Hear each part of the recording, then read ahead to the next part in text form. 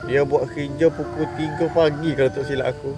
Pinch point jari clicking dan putus terus. Apabila turun daripada chopper, boleh telefon anak bini, boleh tengok anak bini.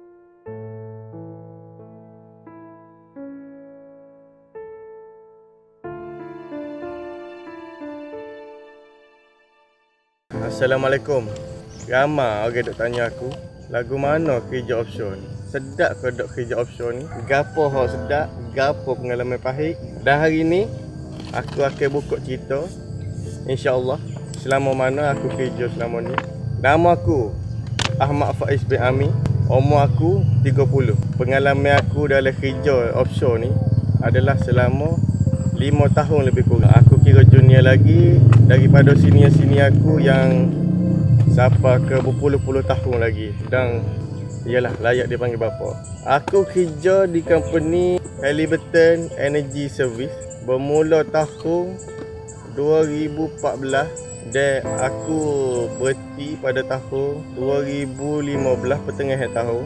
Lepas tu aku dipanggil balik bekerja di syarikat ni pada tahun 2017 sehingga sekarang. Jadi ramai orang tanya, sedap kamu kerja offshore, berapa gajimu? Hari ni insya-Allah aku akan cerita. Hari pertama aku jejak kaki untuk nak lapor diri, bagi satu surat untuk aku kena isi medical form dengan aku kena buat bosek, OP2 bosek dekat Kemaman. Medical ni macam-macam lah, macam kita tahulah, macam kerja biasa. Dia akan ambil darah, urine, hearing test. Untuk OP2 bosek ni, water escape dengan fire escape. Dekat water escape ni aku ada satu pengalaman. Ada seorang pocik ni, dia tak ada gigi, tapi dia kata dia boleh buat. Jadi tibalah masanya mu nak kena rolling dalam chopper, dalam kolam. Apabila kena rolling dalam chopper, dalam kolam ni, kita akan jadi macam mesin basuh. Jadi pocik ni dia cuba untuk nak pakai jaket yang ada oksigen tu. Apabila dia terang gigit benda tu, dia terang gigit, dia tak ada gigi, bermaknanya air akan masuk ke dalam mulut dia ke mana pun. Aku ngelak parok situ. Jadi dekat fire escape lagi, dalam dekat fire escape ni dia akan buat simulation. Mula-mula kita akan kena tutup mata.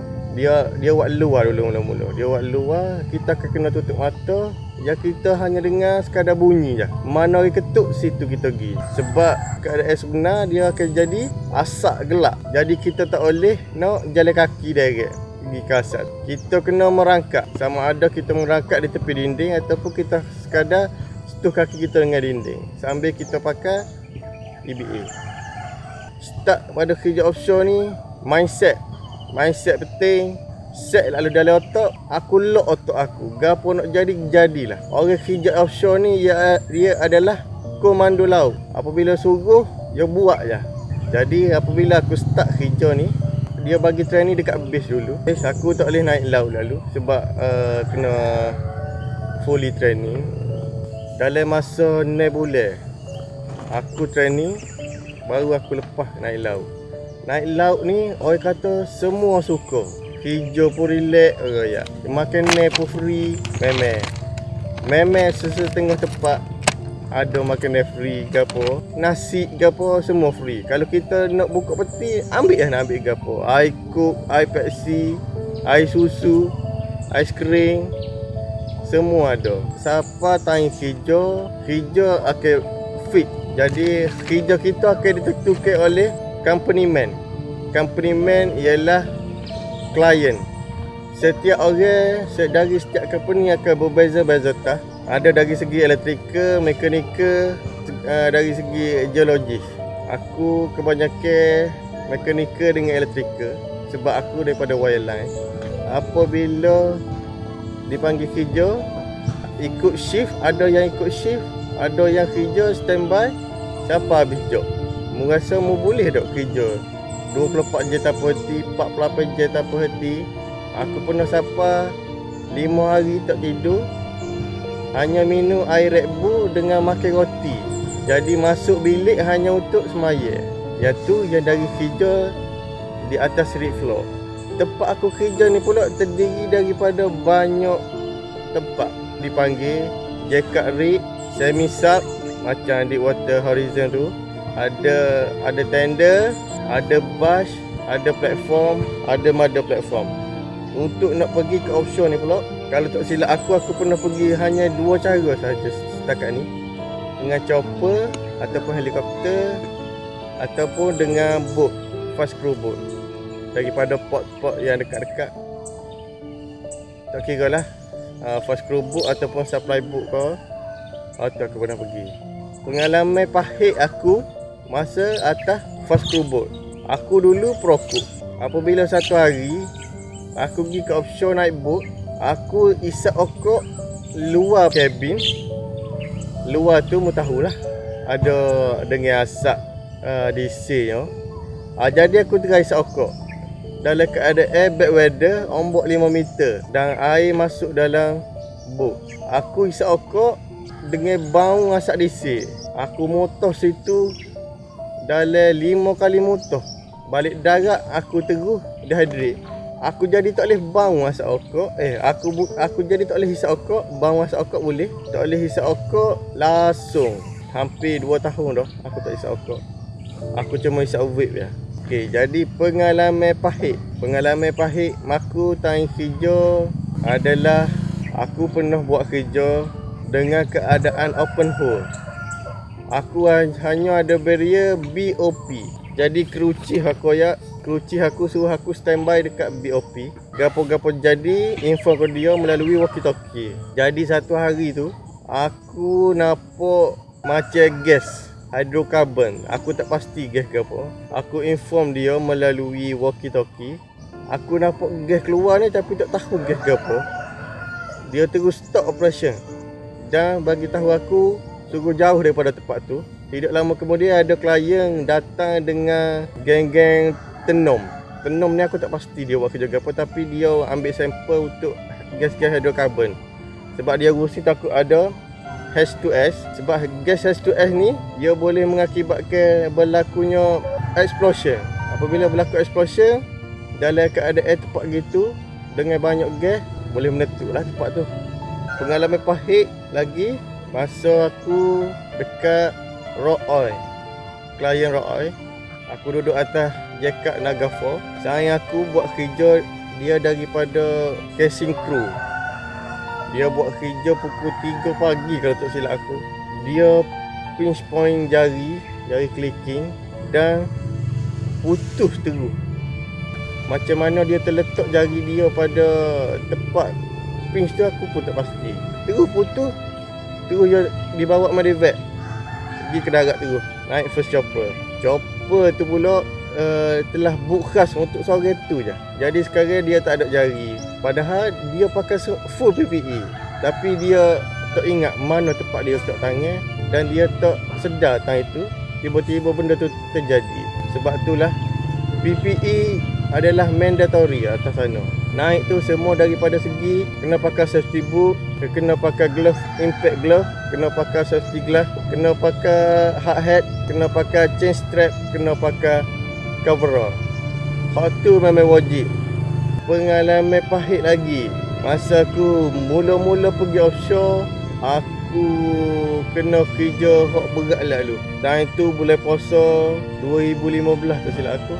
2014 aku kena buat kerja mengalihkan barang, orang panggil skidding. Skidding aku ni manual skidding. Jangan ingat semua platform hok atas negara Malaysia ni ada crane. Ada crane hok panjang, ada crane hok pendek. Jadi apabila ada crane hok pendek ni, kita kena plan sendiri gapo hok kita kena buat supaya benda tu tidak beralih 2-3 kali. Jadi aku kena manual skidding ramai-ramai dengan aku punya kru. Kru aku ada dalam 10 orang. Kena manual skidding. Sama ada mu nak tarik nak pakai chain block, mu nak tarik nak pakai tali, mu nak tarik mu nak pakai ikutlah gapo pun kabel kau. Asalkan benda tu bergerak dan mencapai objektif, mu nak buat kerja. Jadi aku kena skidding tu 2 hari.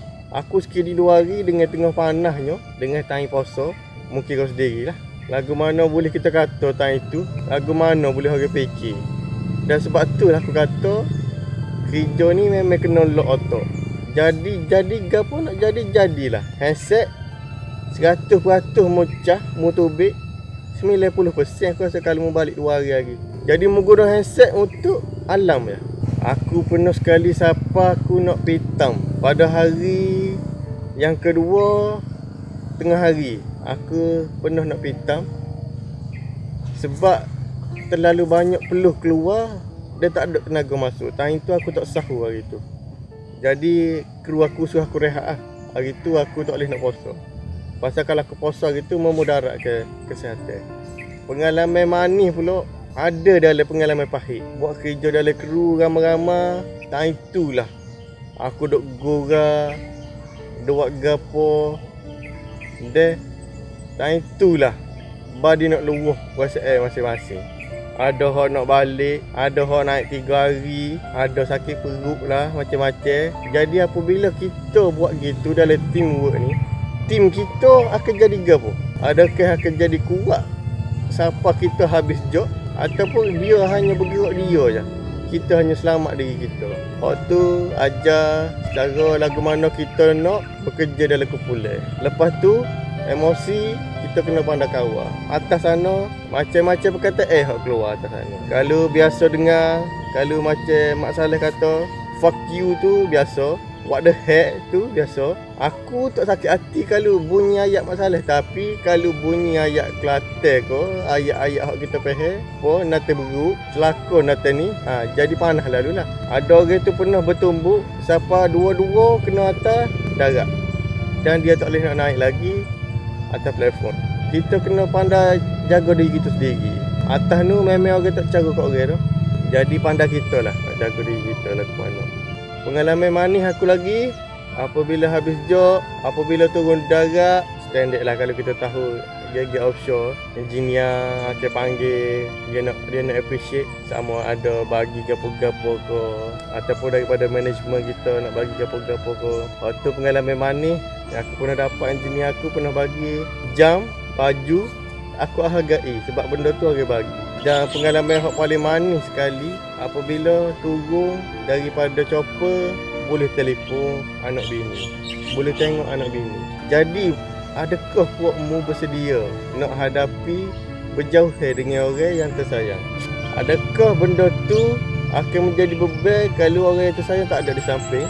Dan gapo jadi semangat untukmu nak buat kerja? Sebab itulah kalau tanya sesi offshore ni sedap kau duk kerja offshore. Daripada segi gaji, daripada segi schedule, kadang-kadang ada hak siapa kerja 6 bulan cuti 2 minggu, 3 bulan cuti 3 hari. Sayang aku pernah kena, tapi aku tak pernah lagi lah. Sebab aku ni dalam keadaan bernasib baik sama. Sebagai pesanan, aku nak oyak bagi-bagi hak nak kerja offshore tu. Adakah puak-puakmu sudah lock otak? Lock otak untuk nak terima gapo cabaran hak ada atas sana. Lock otak untuk nak kerja tak kira masa. Lock otak untuk nak berhadapan dengan semua orang, dengan caci celanya, berhadapan dengan Mak Saleh, nak ngadak orang speaking. Sebab aku pun tak tahu gapo. Aku faham kodok tahu. Kalau Mak Saleh kecek, aku cuma yes no thank you alright. Hak mana aku faham, aku saing. Hak mana aku tak faham, aku tak saing. So janganlah jadi supaya aku nak join kerja offshore, teruslah pergi kepada engineer. Jangan start dengan operator. Kalau start dengan operator, takut menyesal di kemudian hari, takut susah nak naik level, takut susah nak cuti. Hati memang kena kuat. Sebab dia macam aku tadi lah, macam komando laut. Gapo-gapo jadi nombor 2. Kalau jadi gapo-gapo emergency di rumah, mu tak boleh nak balik lalu. Kalau mu nak balik lalu pun bukannya bos nak layan. Sebab dia kena bajet atau tiket flight lagi on the spot. Memang akan jadi mahal. Macam-macam lagi lah kena fikir. Lebih kurang sikit sebanyak gitulah aku dulu. Aku nak oyak. Aku terpanggil ni sebab aku nak cerita ke sedap kodok kerja offshore. Dari segi gaji dengan ekonomi sekarang ni lebih sikit daripada kerja darat. Ekonomi drop, offshore pun drop. Samalah. Sebab dia bergantung pada ekonomi. Apabila banyak sangat supply, sikit demand, jadi jatuhlah harga. Gitulah lebih kurang. Kalau ada gapo-gapo, sila komen dekat bawah. Hak mana aku boleh jawab, insya-Allah akan aku jawab lagi. Aku mengharapkan supaya orang kerja offshore ni teruslah bersemangat.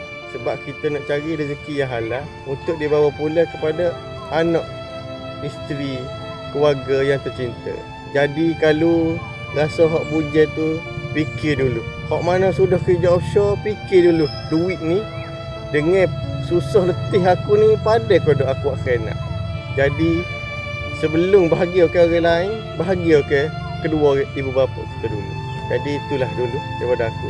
Gapo-gapo komen di bawah. Jangan lupa subscribe Pokju Production dan komen, like and share. Assalamualaikum warahmatullahi wabarakatuh.